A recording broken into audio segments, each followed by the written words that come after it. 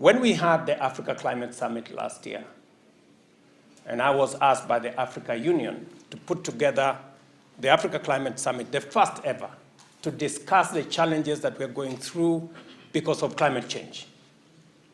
Swinging from floods, like is happening in Kenya the last few days, to drought in Malawi, Zimbabwe, and other parts of the southern part of our continent.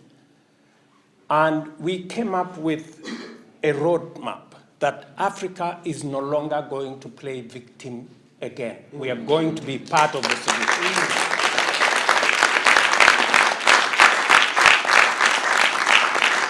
Because Africa is a rich continent, we have assets, we have the most renewable energy resources anywhere in the world. We have the largest uncultivated arable land anywhere for food security. We have the youngest young people. Our median age is 19.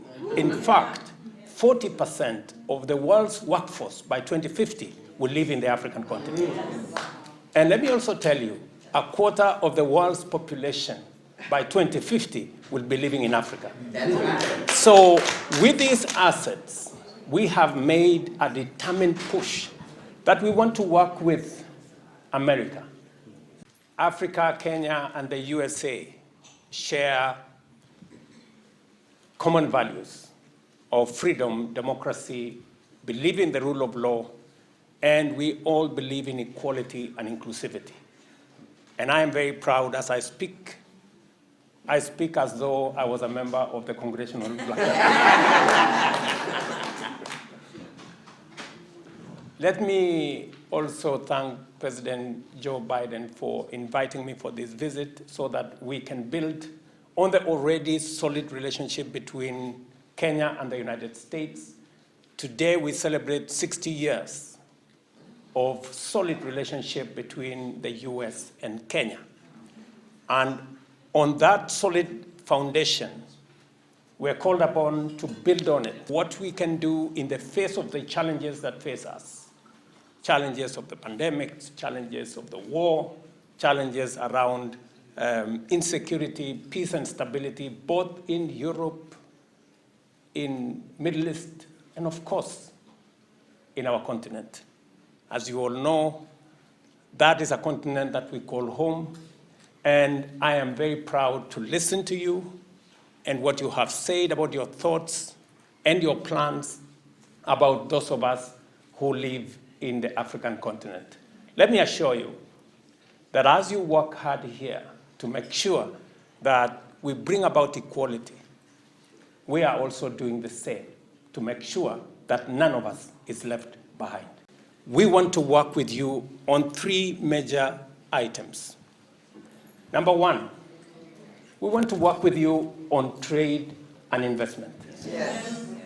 And I am very happy that I have heard you with clarity saying that you want to reprioritize the Africa Growth and Opportunities Act, AGOA. Yes. My request to you from your friends, brothers, and sisters in the African continent is that that be done in a timely fashion so that we can see how we can expand investment, and we want you to assist us to renew AGOA for 10 years.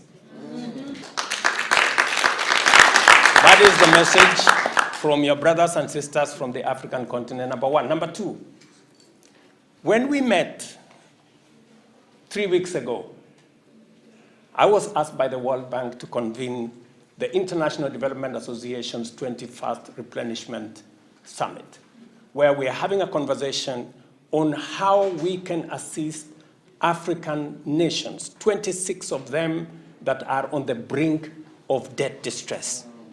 How do we fashion a better, a fairer international financial architecture that doesn't unnecessarily and doesn't unfairly treat Africa differently from other markets? Yes. Today, countries like Kenya borrow in the financial markets 8 times more in interest than other countries. And that is the case for most African countries.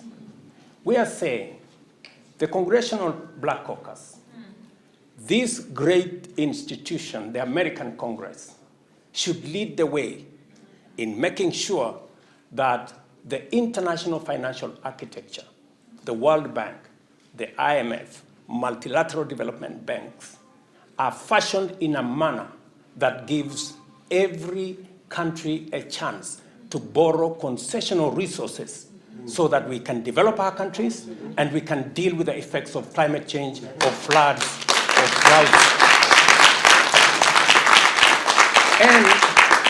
And that no country spends more money servicing debt than paying for healthcare or education or social services for their citizens. The World Bank and IMF are doing what they can. But this Congress, ladies and gentlemen, we request you, and I was asked specifically to ask the American Congress to double its contribution to IDA, the concessional window of the World Bank that makes sure that countries like Kenya can have resources not 8 times more expensively, but as the same as other countries. Yes, sir. We are already working on it. I am happy you're already Working on it. Kenya has been a true leader. Your country's dynamic and well-educated workforce is already contributing to economic growth through innovation and increased trade ties with the United States. And my colleagues and I are pushing for swift reauthorization of AGOA. We know that companies require certainty when planning their future investments, and Kenya has proven successful at navigating these trade preferences and boasts one of the top AGOA utilization rates ever. Thank you, Osman. How are you? Thank you very much. Very good. Thank you very much. And thank you for having us. Of course. No, yes. But thank you very much for having me. I'm just excited to have you at the state dinner and yes. That's another huge delegation of business leaders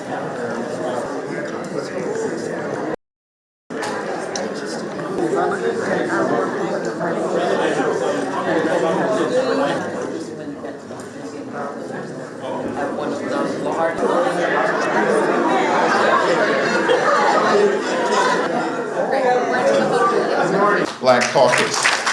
To His Excellency President Ruto and members of the Kenyan delegation. Vice President Harris, looking at President Ruto as well.